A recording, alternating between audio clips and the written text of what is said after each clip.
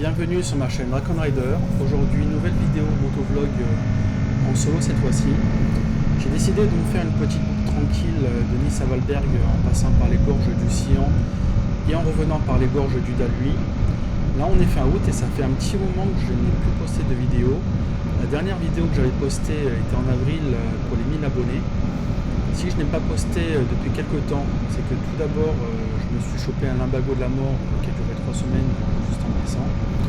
Il était tellement violent que j'étais obligé de marcher à 4 pattes pour me déplacer toute la première semaine. Entre temps, je voulais aussi prendre un peu de distance par rapport aux réseaux sociaux. Je ne voulais plus être dans un mode où je devais tout le temps prendre la caméra lorsque je sors la moto. En plus, on arrivait début de l'été, je préférais être dehors que de rester enfermé chez moi par beau temps pour faire du montage. J'ai fait pas mal de balades cet été à la cool sans caméra et honnêtement, ça m'a fait du bien de décocher du virtuel, on va dire. J'ai décidé dorénavant que je sortirais des vidéos quand j'en aurais envie sans m'imposer un calendrier particulier. Je veux vraiment partager par envie et non pas par pression. Je voulais prendre un peu de recul par rapport au monde de la moto également, car j'étais pas mal déçu de certains comportements que j'ai pu observer de la part de la communauté motarde, que ce soit en vrai ou sur les réseaux sociaux. Peut-être que ça va changer, mais pour l'instant j'ai décidé de rouler soit tout seul, sans comité très restreint, genre pas plus de 4 ou 5 motos grand maximum, avec des gens que je connais bien. Je suis dans plusieurs groupes Facebook où des gens organisent des balades régulièrement. C'est toujours plus ou moins bien passé, mais globalement, très souvent, ce sont des inconnus avec qui on n'a jamais roulé. Les gens se donnent une heure de rendez-vous, mais il se passe entre 1h30 et 2h avant que tout le monde soit là. Donc forcément, la balade commence en retard. Chacun a un niveau différent, le trajet est approximatif. Les gens, ils s'attendent pas forcément. Et aussi, on ne sait pas si le feeling va passer avec les gens avec qui on va rouler. Bref, c'est un gros bordel en général. Après, il y a toujours cette pression de suivre le groupe, donc on prend des risques alors qu'on n'a pas forcément le niveau et on se met en danger. Je parle en connaissance de cause car ça m'est déjà arrivé.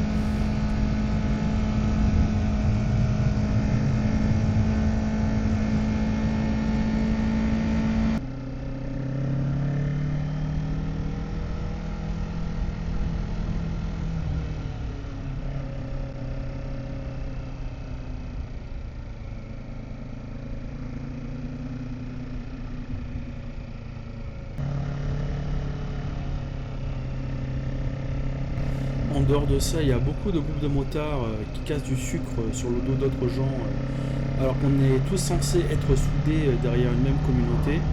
J'ai vu beaucoup de dramas passer du style si un tel ose rouler avec un tel, alors c'est une trahison.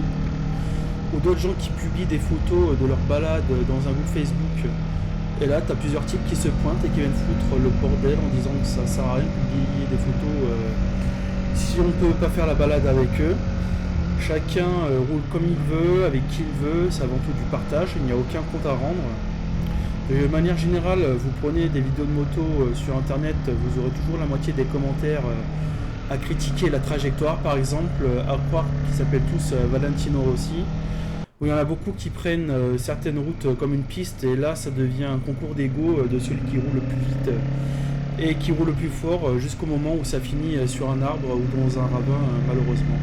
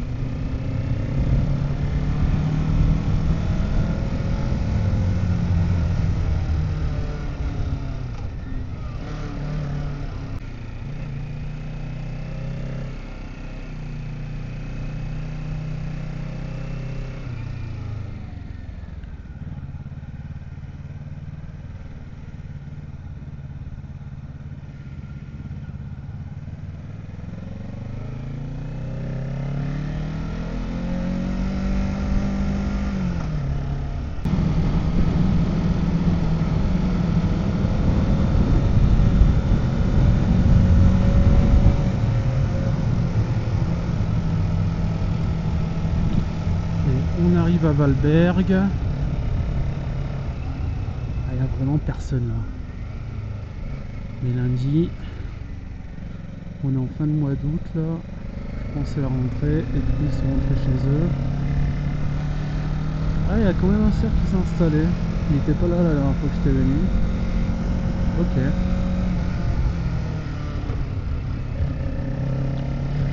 Bon, voilà, on va aller s'installer tranquille au centre-ville. On va garer la moto et on va se rendre à manger. Ah, il y a tout qui est désert là, même tous les complexes là, d'habitude il y avait toujours genre des gens en VTT, des gosses, etc. Là, niet, nada, que dalle. Il y a quelques badauds qui se promènent encore, mais rien de bien fou quoi. Et voilà, on va se garer à la petite place devant les luges d'été. C'est là où se garent les deux roues à Valberg en général. Ouais, il y a quand même des cyclistes. Hein. On a la vue sur la grande place.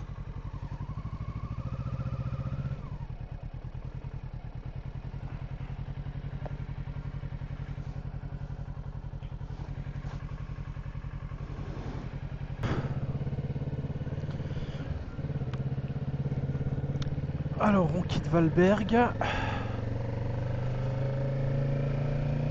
On va revenir par la boucle. Tout à l'heure on a fait les gorges de Sian et on va revenir par les gorges du Dalhuy. On va faire un petit stop à Entrevaux. Et après, Entrevaux, retour à la casa. Sinon, je vois beaucoup passer de pseudo-influenceurs sur Instagram qui sont dans la région niçoise. Et ça s'applique à toute la France également. Hein. Donc, t'as jamais entendu parler. Ils ont créé leur compte il n'y a même pas un an, ils ont genre 50 000 abonnés. Alors que quand tu regardes le réel, il y a entre 10 et 15 likes, pareil les commentaires, t'en as entre 1 et 5. Clairement, ils achètent leurs abonnés, mais ils n'assument pas du tout. Oh que non. Surtout quand tu vois le réel, pas du tout intéressant. Tu les vois rouler en ligne droite avec une phrase claquée au sol du style je porte 130 chevaux sous mes couilles, si tu as déjà fait un V1 scooter, alors tu dois t'abonner. Si tu es un vrai motard, tu dois t'abonner. Je suis désolé, mais ces gens sont tout sauf de vrais motards. Ils passent leur vie à faire des balades de 30 minutes en ligne droite sur le bord de mer pour faire un shooting de 3 heures, à faire des photos et des vidéos sur le port de Monaco ou au Traias pour ceux qui connaissent, pour exhiber leur dernier covering claqué au sol qu'ils ont obtenu avec leur code promo moins 5% d'une marque des abysses totalement inconnue au bataillon. Ces gens-là, ils achètent au final une moto Instagram. Alors c'est très beau une M1000RR full carbone préparée, mais ce sont des motos qui sont juste là pour visuel et pour les likes et pas une moto qui leur conviendra vraiment. Ce sont des motos qui sont faites pour monter à plus de 16 000 tours minute en fente première à 160 km/h avec le couple qui est seulement présent haut dans les tours. Je suis désolé, mais c'est pas du tout exploitable sur route. Ces pseudo-influenceurs se retrouvent à perdre du temps et leur énergie à parler sur le dos d'autres personnes sur Insta, à croire qu'ils ont un manque d'attention à combler dans leur vie. Et je ne parle même pas des motards d'Instagram qui font des POV sur leur poitrine blouson vert quand elles roulent, si elles n'ont pas déjà un OnlyFans déjà ouvert à côté. Hein. Mais le plus grave à mon sens, ce sont les influenceurs entre guillemets qui ont une vraie communauté derrière. Ce sont des personnes qui sont censées donner l'exemple, qui a vraiment une vraie communauté et des gens qui les suivent derrière. Il y en a beaucoup qui font des réels ou des vidéos sans équipement. Et comme l'humain est bête, il a tendance à reproduire ce qu'il voit et ce qu'on nous dit. Sans déconner, tout cet été, les 3/4 des gens que j'ai vus à 2 roues, ils roulaient en short sans t-shirt. Je n'exagère même pas. Alors si c'est pour rouler sans équipement, autant pas sortir la moto. Hein. De juin à août, il ne s'est pas passé une seule semaine sans qu'il y ait un mort à 2 roues qui ait fait la une du Nice Matin, le journal local. Je ne connais pas les chiffres de cette année, mais ils sont catastrophiques. Hein. Je pense qu'on a largement dépassé le nombre de morts de 2024 en moto en tout cas.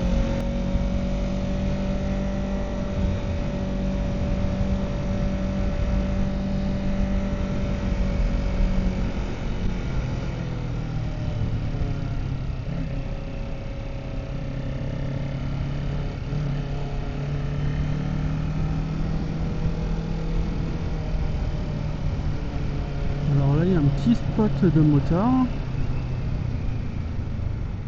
Il y aurait trop de JS, on va pas s'arrêter.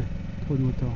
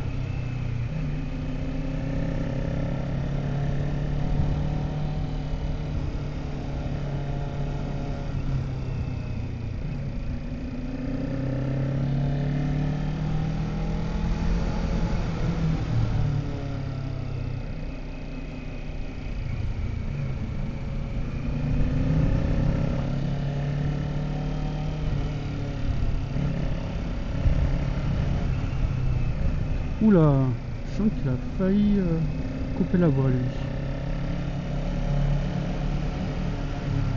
Qu'est-ce qu'il fait celui-là? Bon, t'es perdu.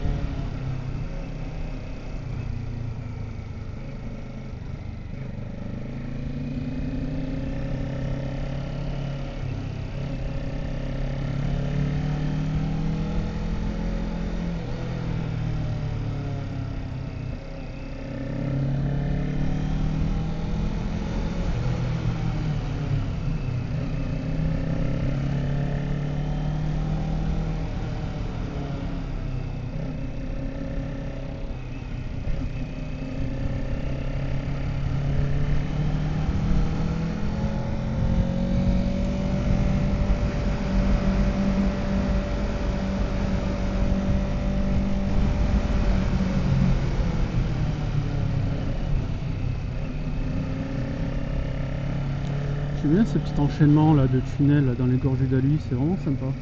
Très beau coin ici.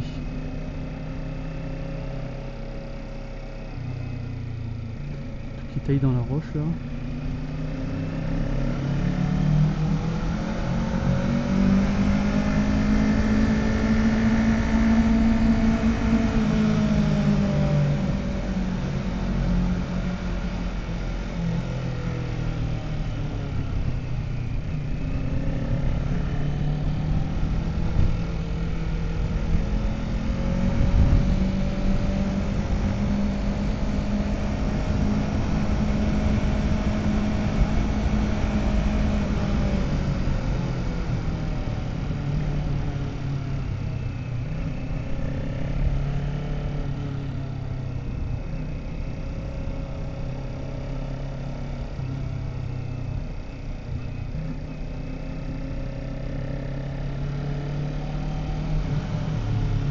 Le nombre de camping-cars ici, là, c'est un peu abusé. Je sais pas où ils montent tous, mais... En tout cas, c'est la fin de la saison, là.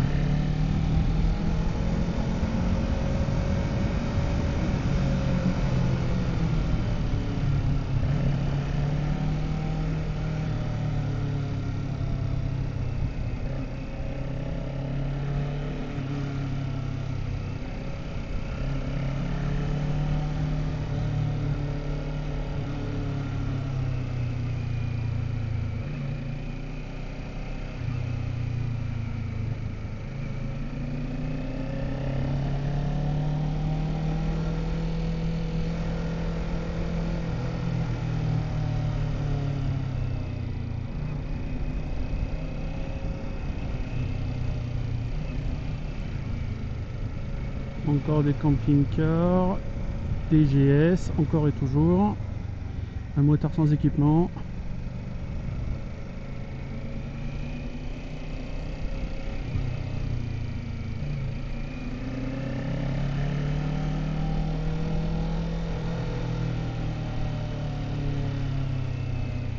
Le nombre de GS au kilomètre carré là, il est assez impressionnant.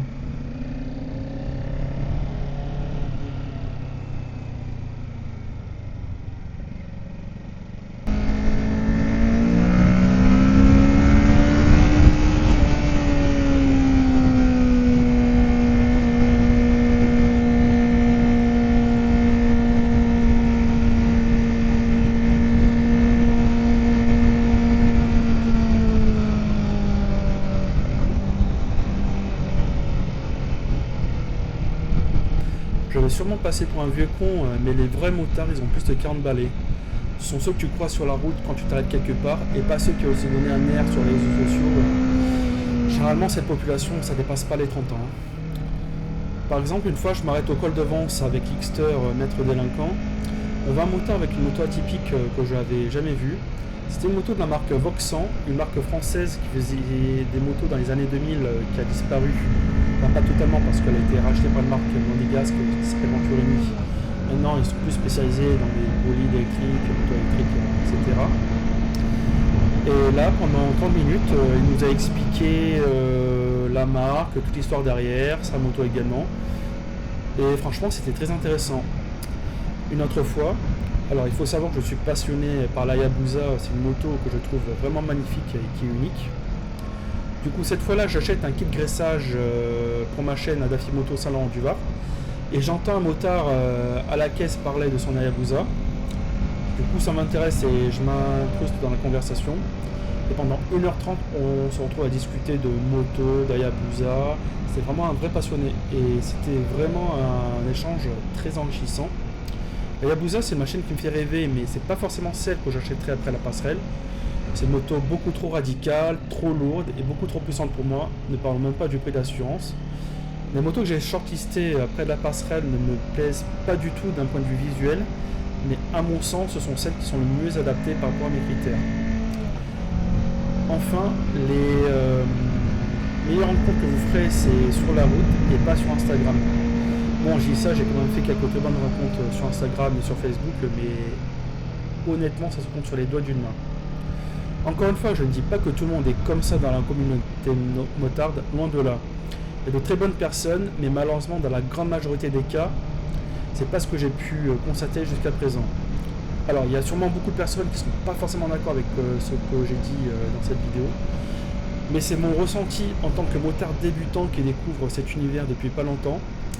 Il y a, à mon avis, beaucoup de faux semblants, une communauté de façade peu soudée. Et comme je dis, mieux vaut être seul que mal accompagné. Arrivé sur Entrevaux. Elle est magnifique cette petite ville, là, ce petit village. Avec le fort là suspendu. Et ça sera la dernière pause avant de retourner à la maison. Et je pense que je vais arrêter la vidéo ici. On va se garer au spot habituel.